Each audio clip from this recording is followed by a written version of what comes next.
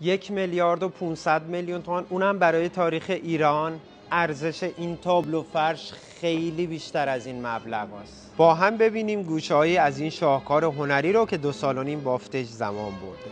حاشیه بیرونی تابلو فرش نقش سلاطینمون، فروهر، شیر و خورشید و منشور و کوروش. حاشیه داخل قهرمان‌ها و شخصیت‌های شاهنامه فردوسی بزرگ. این گوشه فرشمون حمله نادرشاه افشار به هندوستان و پناهنده شدن پادشاه هندوستان به شاه طهماسپ صفوی، جنگ آلپ ارسلان با رومیان و جنگ شاه عباس بزرگ با عثمان. و 4 قاب داخل فرشمون، بالای امضای فرش کشته شدن سهراب توسط رستم، بالای فرش در آوردن بیژن از شاه توسط رستم، سمت راست برداشتن تاج توسط بهرام گور از وسط 2 شیر و سمت چپ شکار رفتن بهرام با کنیزک چنگ نوا. نقش و نگار وسط فرشمون فتح بابل توسط کوروش کبیر و این قسمت هم دوستان شاهان بزرگ ایران زمین.